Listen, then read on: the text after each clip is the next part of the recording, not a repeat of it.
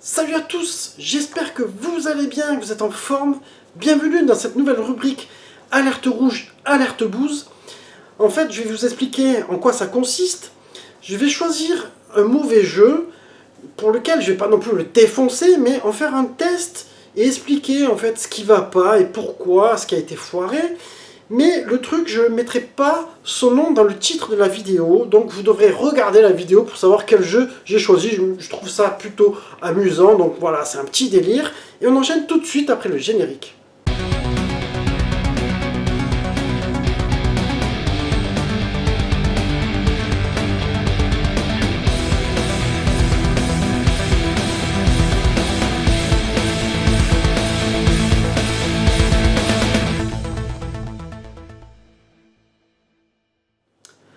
Donc j'ai choisi pour vous aujourd'hui le jeu D-Force sur Super Nintendo, Super Famicom.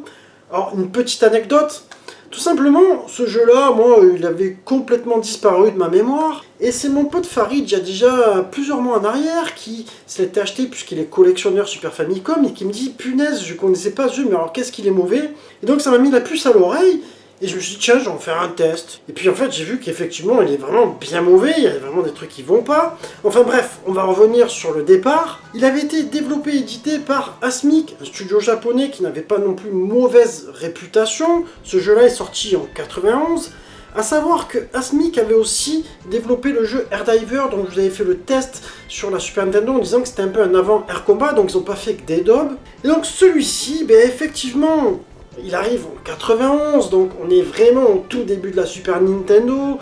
Forcément, la machine n'est pas trop exploitée, mais ce qui va direct te faire mal aux yeux, ben forcément, au niveau des graphismes, c'est pas ouf.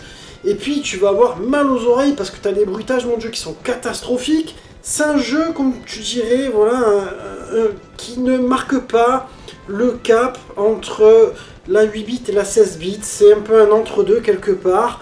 Mais on va voir un petit peu plus en détail ce qui va pas au travers de mon test. On va commencer comme d'habitude par les graphismes. Alors si tu veux, c'est pas tellement que c'est moche non plus, parce que si ce jeu-là, par exemple, il avait été sur 8 bits, on aurait dit putain c'est une bombe atomique. Mais voilà, ça fait un jeu justement un peu esprit 8 bits quelque part. C'est pas non plus catastrophique, mais alors, de la Super Nintendo, on a quand même vu bien mieux, et on en attendait surtout beaucoup mieux dès la sortie de la console. C'est normal, on passe du 8 bits à une 16 bits.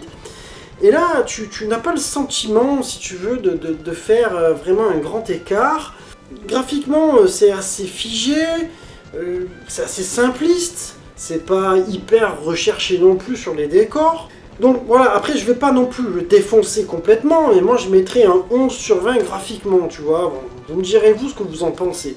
Au niveau animation, là tu vas avoir de gros soucis, quoi. C'est-à-dire que tu as un manque de fluidité violent, quoi. C'est-à-dire qu'à un moment donné, ça va bien, tout ça, puis tu as des ralentissements dès que tu as plein d'ennemis qui arrivent, c'est mortel. Et tu as... ça manque en plus, genre c'est pas fou, comme je te disais, tu as les décors qui sont très figés. Dès que tu as quelques ennemis à l'écran, c'est pas ce qui devrait faire ralentir la bécane, et bien là oui, c'est ce qui arrive. Et du coup, ça te casse un peu le délire, quoi. Donc niveau animation, pareil, on va dire qu'on va être sur du 11 sur 20, parce que c'est ce qui va niquer un peu le jeu quand même en grande partie, tu vois. Après, au niveau jouabilité, ce serait mentir de dire que le jeu est difficile à jouer.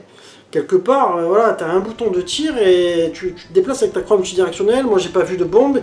Ça manque d'une profondeur, en fait, qui va te créer un ennui total. C'est-à-dire que, à part ton tir qui va se booster, mais franchement, c'est vraiment bof, voilà, hein, c'est comme si je te remettais un des premiers jeux vidéo où tu avais qu'un tir et tout ça. Enfin, aujourd'hui, c'est un petit peu dur à jouer.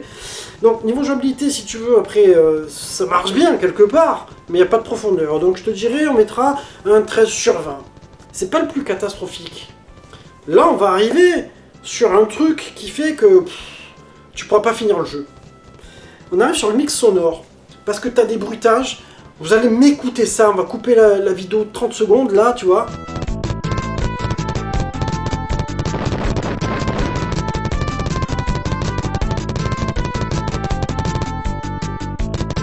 Tu vois, après avoir entendu ça, tu comprends ma douleur quand j'ai voulu tester ce jeu-là. Tu as des bruitages qui sont complètement dégueulasses. C'est catastrophique. Et en plus, tu as une musique qui est, mais... Enfin, je sais pas, pour moi, c'est nunuche, quoi. C'est une musique de Barbie, je sais pas, c'est la musique d'un jeu t'as l'impression de jouer à un jeu un peu enfantin quelque part. Le son n'est pas de super qualité non plus. Donc à ce niveau-là, pour moi, c'est complètement raté, il passe à côté. Alors, après, il peut y avoir une question de goût musicaux, peut-être que je suis un peu dur. Vous me direz, vous, ce que vous en pensez, mais mix sonore, du coup, moi, je tombe sur du 9 sur 20. Pour moi, c'est vraiment pas bon. Au niveau de durée de vie, alors, je peux pas te dire combien de stage, j'ai pas cherché à aller jusqu'au bout, j'ai dû faire du 30 ou 40 minutes. Mais c'est un jeu qui est putain d'ennuyant. Oh là là, qu'est-ce que tu t'emmerdes. Mais franchement, hein, c'est hallucinant de se dire que tu t'ennuies dans un jeu vidéo comme ça, enfin genre un jeu de tir, un shoot, c'est pas... Normalement, c'est des jeux, même s'ils sont pas super, voilà, tu vas jouer, tu vas le faire, et puis... Mais alors là, franchement, celui-ci, tu iras pas jusqu'au bout, tu auras envie de le poser. Alors, je suis pas là pour mettre des 0 sur 20, je vais mettre un 9 sur 20, tu vois, parce que voilà, c'est mon avis. Après, vous me direz vous ce que vous en pensez. Donc en verdict, bon ben, je vais arriver sur une moyenne pile de 10 sur 20, tu vois. Mais quand t'as 10 sur 20 dans un jeu vidéo, tu es plutôt mal. Donc pour moi, c'est un jeu qui manque cruellement d'ambition. Il a été... J'ai l'impression qu'il a été fait à la va-vite, ou alors il a été prévu à l'époque, peut-être sur une console antérieure, et puis en fait, ils n'ont pas eu le temps de le sortir, il y a eu la Super Nintendo, ils se sont dit, allez, on va sortir ça, on va profiter du nouveau support, c'est peut-être ça, je sais pas, j'étais pas dans leur studio à cette époque. Mais ce que je peux te dire, c'est que, voilà, évite surtout de l'acheter, parce que tu vas être vraiment déçu. Après, si tu as envie d'avoir la curiosité, de comparer mon avis avec le tien, de voir un peu mon ressenti, etc., prends-le en émulation. Mais voilà, quoi, je vous encouragerai pas, hein, franchement, si vous n'avez pas beaucoup de temps, faites plutôt des bons jeux. Enfin voilà, on arrive sur la fin de cette petite vidéo et cette première alerte rouge, alerte bouse. J'espère qu'elle vous aura plu.